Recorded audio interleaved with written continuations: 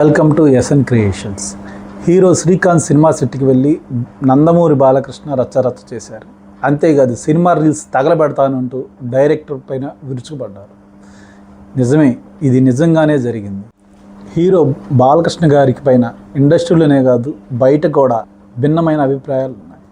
బాలకృష్ణ గారి కోపం వస్తే కొడతారు, అంతేకాదు ఆయన తన దగ్గర పనిచేసే వాళ్ళని తిడతారు, ఇంకా ఆయన్ని ఇబ్బంది పెడితే అభిమానులను కూడా కొడతారు అంటూ ఒక పక్క ఎలాగైతే ఆయన గురించి చెడుగా చెప్పుకుంటూ ఉంటారో, బాలకృష్ణ గారు బోలా శంకరుడు, ఆయన అందరితో సరదాగా ఉంటాడు, ఎంతోమందికి సహాయం చేస్తూ ఉంటాడని ఆయన గురించి తెలిసిన వాళ్ళందరూ అభిమానులు చెప్తూ ఉంటారు.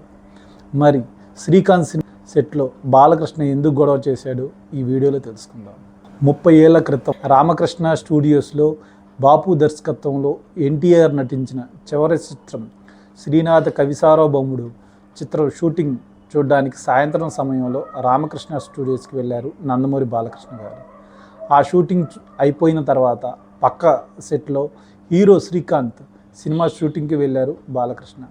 ఆ సెట్లో షాట్ జరుగుతున్న సమయంలో ఒక చిన్న కుర్రాడు లైట్ పట్టుకొని నీరసంగా కనిపించాడు.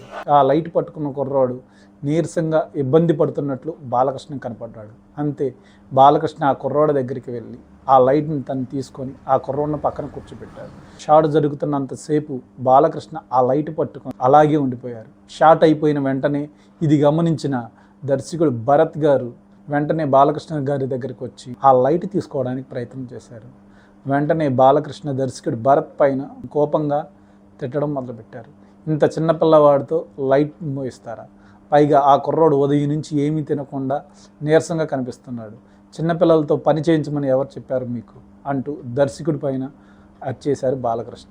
వెంటనే రామకృష్ణ స్టూడియోస్ మేనేజర్ని పిలిపించి ఆ కుర్రవాడి తల్లిదండ్రులని తీసుకురమ్మని చెప్పి పంపించారు బాలకృష్ణ.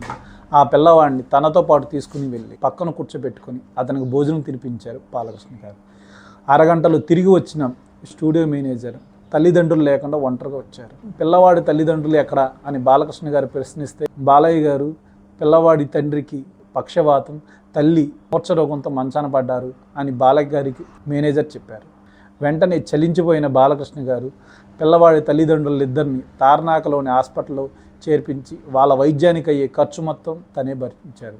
అంతటితో ఆగిపోకుండా ఆ పిల్లవాడిని తీసుకుని వెళ్ళి తార్నాకలో సరస్వతి శిశు మందిర్లో జాయిన్ చేయించి ఆ పిల్లవాడి చదువుకయ్యే ఖర్చు మొత్తం తనే భరించి ఆ పిల్లవాడిని చదివించారు. బాలకృష్ణ గారి సహాయంతో చదువుకున్న ఆ పిల్లవాడు ప్రభుత్వ ఉద్యోగం సాధించాడు. పశ్చిమ బెంగాల్లో ప్రస్తుతం బంకురా జిల్లాలో సిఐగా జాబ్ చేస్తున్నారు. ప్రతి సంవత్సరం బాలకృష్ణ గారి పుట్టినరోజు జూన్ 10వ తారీఖున ఎక్కడ ఉన్నా సరే ప్రభుత్వ హాస్పిటల్కి వెళ్ళి రక్తదానం చేస్తూ ఉంటాడు ఆ కుర్రాడు. ఈ సంఘటన మొత్తాన్ని దగ్గరుండి చూసిన సీనియర్ జర్నలిస్ట్ బుర్రా నరసింహ గారు ఆయన ఫేస్బుక్ ఖాతాలో వివరించారు. పిసిరంత సహాయం చేస్తేనే ప్రపంచం అంతా చెప్పుకునే ఈ రోజుల్లో అంత సహాయం చేసి కూడా బాలకృష్ణ గారు ఎప్పుడూ ఎవరికి ఈ విషయాన్ని చెప్పలేదు.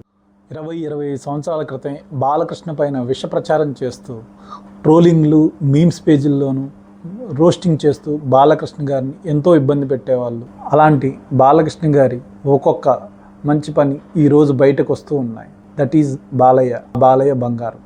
జై Balayya. Thanks for watching this.